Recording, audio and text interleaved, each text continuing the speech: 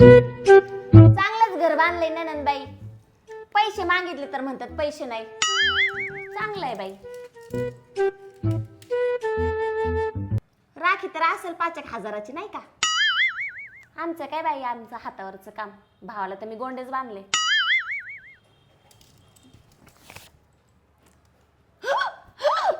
शांता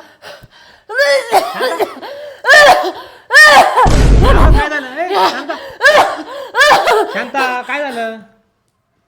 हा माणूस 12 बोड्याचं आहे. घरात एक लसणाची पाकळी आणत नाही. आणि इथं बहिणीच्या ताटात 500ची नोट, ती पण कडक. काही करा नाही बाई. माझं घर उद्ध्वस्त केलं बाई. एवढे 500 द्यायचे नसतात बाई. पोराची फीस भरायची आहे बाई. ननंद बाई, तुम्हाला काही कमी आहे?